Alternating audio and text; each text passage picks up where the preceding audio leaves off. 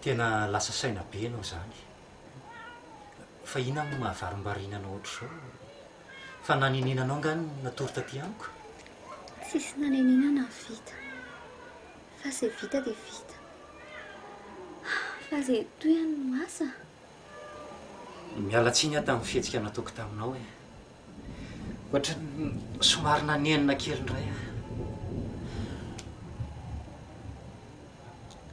Fenao rery nga mipetraka ato.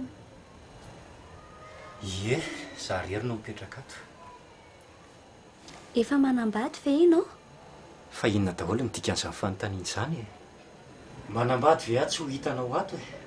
Ahoana no asahiko hitondranao aty raha manambady aho? Fa maninona ary any fankahita taminao?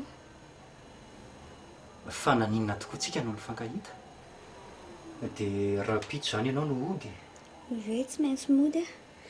Na dia mbola tamana aza.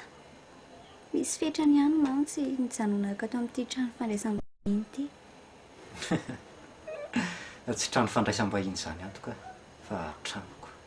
Hitanao izany trano fandraisam-bahiny izany mantsy a, reny chambre d'hôtel reny amin'ny teny vahiny. Misaotra nampiatrano ary. Tsy ho adiniko mandrakizay ianao. Ilay olona nandalo teo amin'ny fiainako. Ianao koa tsy ho adiniko mandrakizay e. Ilay tovovavy iray nivahiny tato amiko. Fa hono ah? Ahoana? Afaka mba hoentinao mandehandeha ve za? Ohatra hoe mba mijerijery ny tanàna Antsirabe. Nga ianao mbola tsy nahita ny tanàna teto Antsirabe? Fa nga moa ianao tsy efa matetika miakatra mankaty e?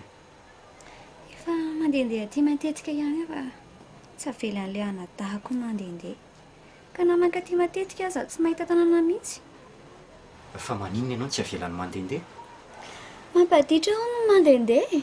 Betsaka ho no fankapana. Eny e, aleo fa hisakafo maraina fotsiny tsika dia andeha rehefa avy eo. Zany e?